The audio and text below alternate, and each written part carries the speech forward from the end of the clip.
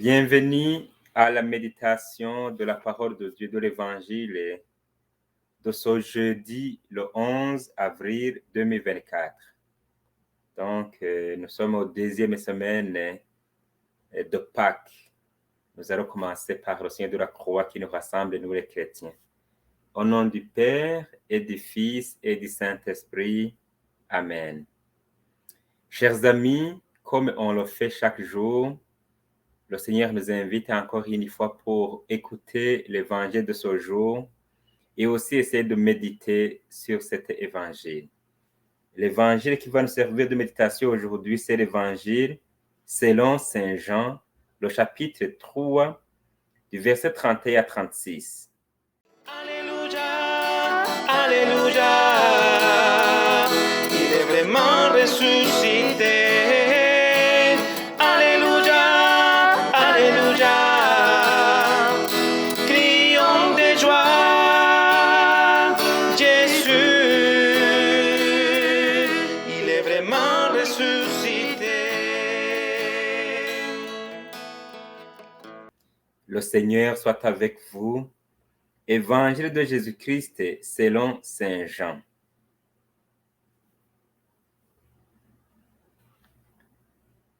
Celui qui vient d'en haut est au-dessus de tous. Celui qui est de la terre est terrestre, et il parle de façon terrestre. Celui qui vient du ciel est au-dessus de tous. Il témoigne de ce qu'il a vu et entendu, et personne ne reçoit son témoignage. Mais celui qui reçoit son témoignage certifie par là que Dieu est vrai. En effet, celui que Dieu a envoyé dit les paroles de Dieu, car Dieu lui donne l'Esprit sans mesure. Le Père aime le Fils, et il a tout remis dans sa main. Celui qui croit au Fils a la vie éternelle. Celui qui refuse de croire, le Fils ne verra pas la vie, mais la colère de Dieu demeure sur lui. Acclamons la parole de Dieu.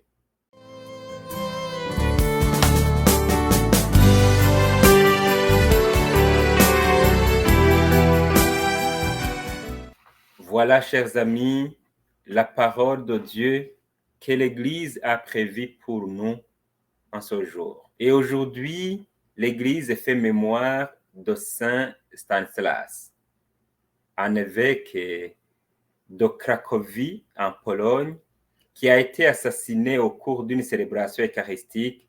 C'était en 1079. Il avait rendu témoignage au Christ en dénonçant ce qui n'était pas correct au roi.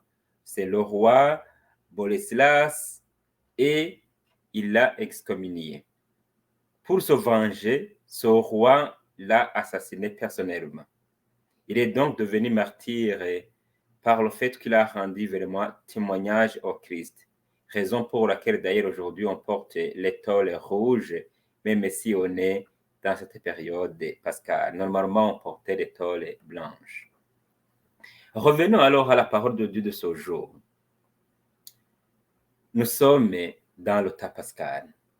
Il y a 10 jours, nous avons célébré Pâques, la fête pascale, la fête de la résurrection de notre Seigneur Jésus-Christ, la victoire de la vie sur la mort, la victoire de l'amour sur la haine. Maintenant, nous le savons sans doute que celui qui croit au Christ a la vie et la vie éternelle.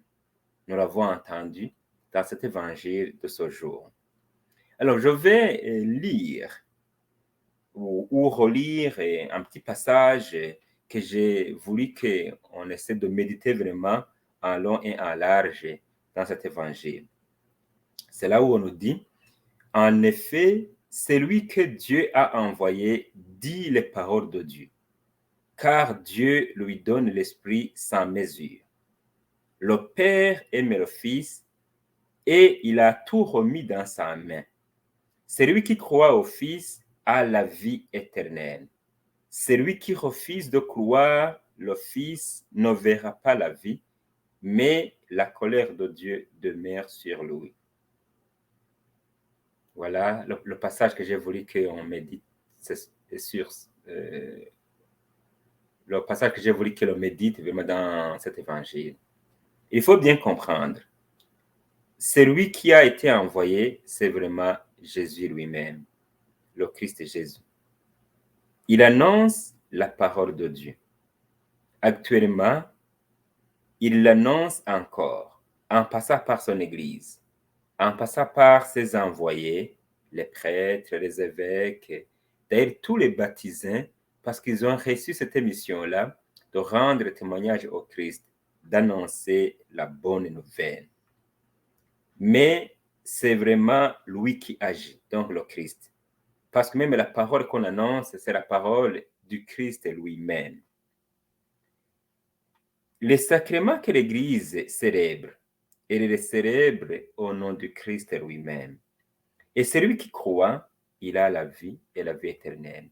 Parce que c'est Jésus qui agit dans son Église, en passant par les membres de l'Église, quand il prêche au nom du Christ.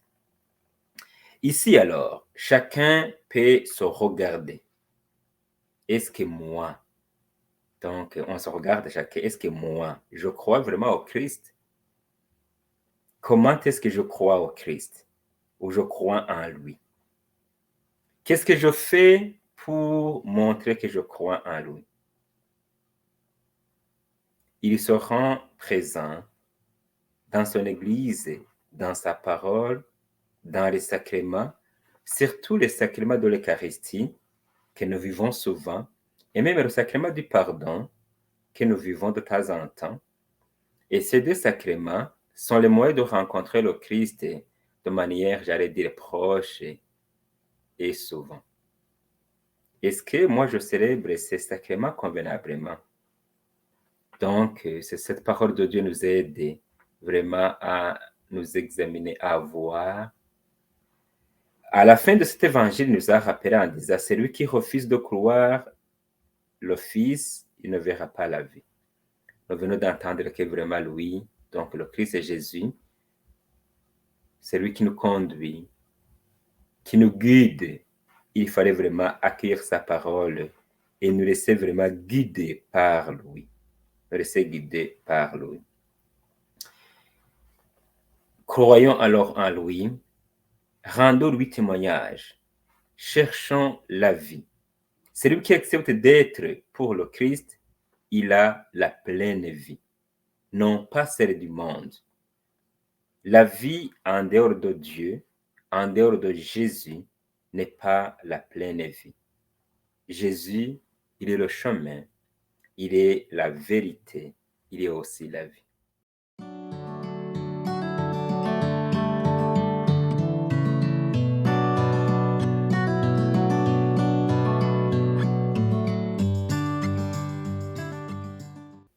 Seigneur Jésus, le monde a besoin d'avoir la pleine vie. Nous en avons tous besoin. Augmente la foi en nous, afin que le monde entier te connaisse et te rende gloire. Amen. Chers amis, merci d'avoir choisi de méditer avec moi cette parole de Dieu de ce jour. Alors, je vais vous laisser avec la bénédiction de notre Seigneur Jésus-Christ. Le Seigneur soit avec vous. Que ce même Dieu, qui est le Tout-Puissant, vous bénisse, le Père, le Fils et le Saint-Esprit. Amen. Merci et bonne journée.